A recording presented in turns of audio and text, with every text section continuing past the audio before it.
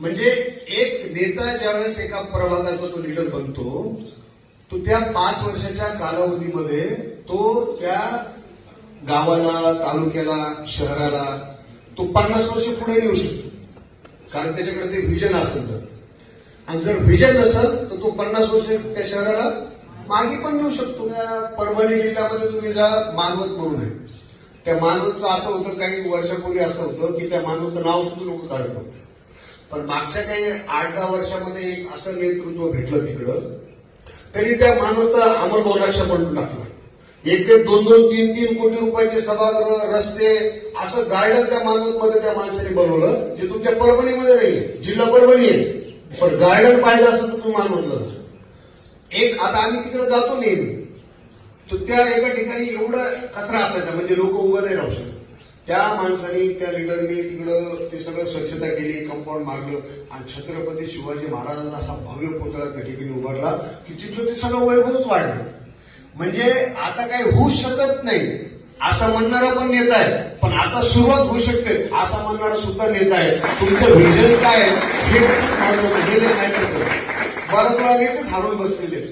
त्या मानवत शहराचा विकास मागच्या 50 वर्षात जेवढा झालाय तेवढा या 10 वर्षात. आता लीडर लोकांचा दृष्टिकोन काय राहतो तुम्हाला मी सांगतो. काम करताना की मी जिथं पैसा द्यायलो, जिथं मी फंड टाकायलो, तिथून मला फायदा काय हा विचार राहतो.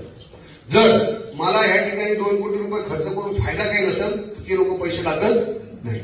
पण काही लीडर असे राहतात जे फक्त त्या मतांपुरता विचार नाही करत, तर ते आपल्या शहराचं सौंदर्य वाढण्यासाठी काय काय गरजेचं आहे त्या सगळ्या गोष्टीवर लक्ष ठेवतात.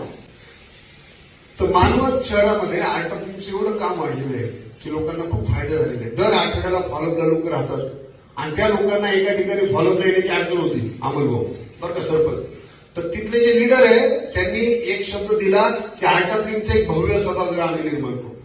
तर त्या माणसाने 3 करोड रुपयाचं बजेट टाकलं.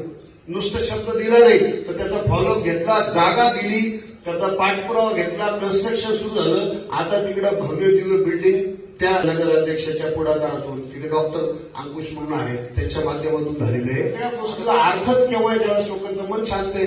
जर लोक तणावामध्ये, समाजामध्ये हिंसा आहे, प्रेम नाही, आपलेपणा नाही, करुणा नाही, ह्या गार्डनमध्ये येणार कोण? तर त्याच्या दृष्टीनं आर्टचं काम किती महत्वाचं आहे. त्या माणसाने पाठपुरावा घेतला आणि भव्य दिव्य ज्ञान मंदिराची उभारणी केली. आणि फक्त आपण कुठंतरी ही